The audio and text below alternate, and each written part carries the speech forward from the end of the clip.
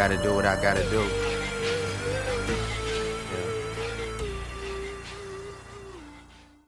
Hello and welcome to episode number 6 of the MMA Rundown. My name is Ben Gordon. I'll be your host again. And to get started for this week, the UFC's got a big event coming up. They've been silent for the last couple of weeks, but they've got UFC 210 coming up. A couple of huge fights on the top of the billing and a few other really good ones that are mixed out throughout the card. But to start off, I'll just go through the Bellator results. This was a pretty big week for Bellator. They were having a pretty big press tour for their pay-per-view announcement in New York City. They had the fight with Rampage and King Mo to end the week in Rosemont or in Chicago, Illinois. And just to go through that card, the first fight on the main card was Lawal versus Lloyd Carter.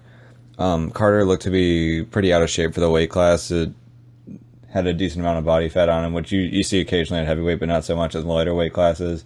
Lawal was a superior grappler and just controlled the fight for the most part and ended up finishing him in the second round with a rear naked choke, I believe. Next fight on the card was Steve Cazzola versus Jake Roberts. Cazzola just looked fantastic. Fight did not last very long at all. He got a knockout in the first 30 seconds. Called out Dylan Dennis afterwards. Now, Cazzola's a 8-0 pretty good veteran. Dennis obviously would be making his debut. If you're Bellator, it's nice that Cazzola is trying to get the heat on him, but I don't know if that's the fight you want to put Dennis in right away. I think you probably want to give him something that a little bit more manageable. Cazzola is going to be a tough guy. I'd imagine Dennis could take him down, but he wouldn't be easy to get down, and obviously if he's on the feet, he should have a pretty good advantage over Dennis. So I wouldn't expect to see that fight, but good on Cazzola for calling out the guy who everyone else has been calling out lately. Next fight on the card was Emmanuel Sanchez versus Marcus Galvão. Galvão, of course, a former champion. Sanchez, really tough guy, not exactly great at any one thing, but he's good at a lot of things, especially his wrestling and his kickboxing, and he was able to kind of throw a lot of crazy stuff, keep the pressure up on Galvão. Galvão wasn't able to play his game at all, and Sanchez won a pretty decisive unanimous decision, winning all 3 rounds and all 3 judges' scorecards. Co-main event was Sergey Kharitonov versus Chase Gormley. Gormley, I believe, had fought in the UFC previously, but he hasn't been a name that you've been hearing a lot lately. But he's still a tough guy. Kharitonov, obviously, great in the Pride days, but he's taken a lot of damage over his career. You have to wonder what he's got left, but for him, things weren't going well right off the jump, but he caught Gormley later in the first round, drilled him with an uppercut, and just put him out on his feet. Fantastic win for Kharitonov. As far as where he goes from here, I don't know what Bellator is looking to do with their heavyweight division. Obviously, their champion Minakov is no longer their champion. He's been stripped.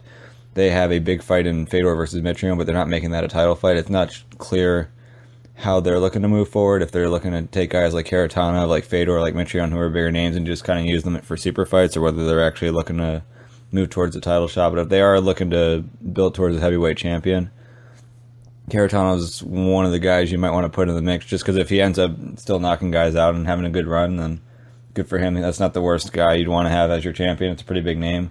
But if he loses, then the guy who is your champion is able to build himself off of a pretty big name in Kharitonov. And in the main event, King Mo defeated Rampage Jackson. In their last fight, it was pretty similar in that King Mo was pretty dominant with the wrestling, and it appeared as though he was able to win with it. This fight, in some ways, it was similar to that. In the first round, King Mo was able to dominate with the wrestling. Second round, he got rocked by Rampage. Rampage even got him down at one point with a takedown.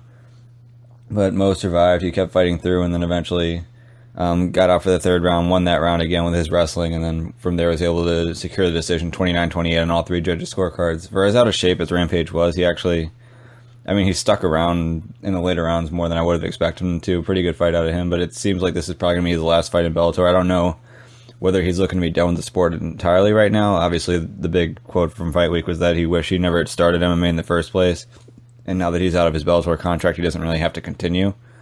So we'll see if that's the end of it for him. I would hope that if he is done, or if he's planning on being done soon, then he could at least get a win. Give him someone, and whether he re-signs with Bellator on a one-fight deal or whether he goes to the UFC, wherever he goes, I like to see him go out on a win because he's a very entertaining guy, great talker, fun fighter to watch, really good at using his wrestling. It's almost like he was a precursor for Rumble Johnson in a way, where they both were really good wrestlers, but they didn't really use their wrestling offensively. They just used their striking. Rumble, hit punches harder, but also has better kicks too. So he was kind of like Rumble 1.0. Now we've got Rumble 2.0, which is the guy who's going to be fighting DC for a title. So a fun fighter to watch. More entertaining than Rumble is on the mic, and you'd hate to see him go out with a loss to King Mo.